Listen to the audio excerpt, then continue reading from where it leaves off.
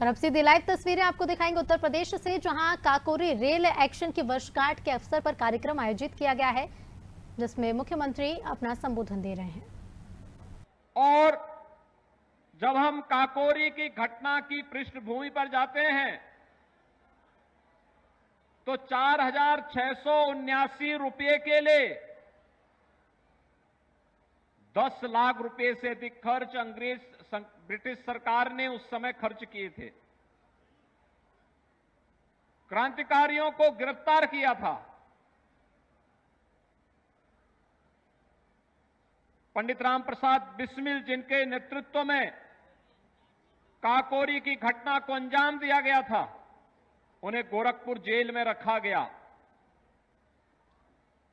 अस्फाउल्लाह खां, ठाकुर रोशन सिंह, राजेंद्र नाथ लाड़ी, इन्हें भी गोंडा, फैजाबाद और नैनी जेल में अलग अलग स्थानों पर रखा गया। चंद्रशेखर आजाद ब्रिटिश हुकूमत के खिलाफ लड़ते हुए प्रयागराज में शहीद हुए, लेकिन क्रांति की यह लौ कभी बुझी नहीं। यह देश लड़ता रहा अपनी आजादी के लिए, अपनी स्वाधीनता के लिए, और उसी का परिणाम था कि राष्ट्रपिता महात्मा गांधी के नेतृत्व में चली देश की स्वाधीनता की इस लड़ाई में नेताजी सुभाष चंद्र बोस, सरदार वल्लभ भाई पटेल, भगत सिंह, राजगुरु, अनगिनत क्रांतिकारियों के त्याग और बलिदान के फलस्वरूप इस देश को 15 अगस्त 1947 को अपनी स्वतंत्रता प्राप्त हुई। आज हम सबका सौभाग्य है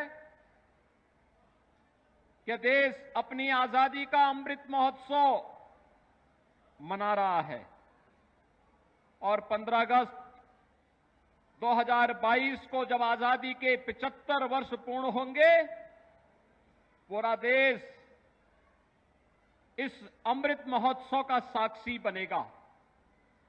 देश के आदरणीय प्रधानमंत्री जी ने देश के सामने एक लक्ष्य रखा है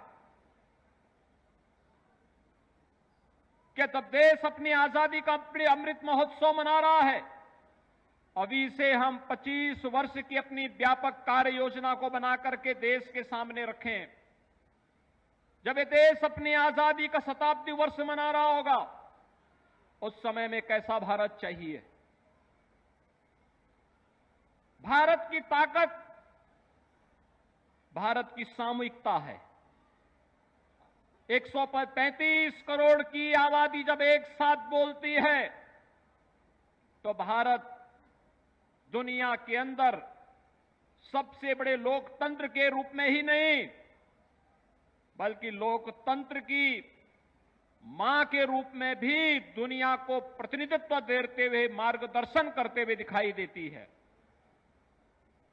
जब हम जाति, मत, मजहब, क्षेत्र, भाषा के आधार पर बटे होंगे तो ये विभाजन हमारी ताकत का ही विभाजन करेगा, भारत को कमजोर करेगा, विकास को बाधित करेगा, अव्यवस्था, अराजकता,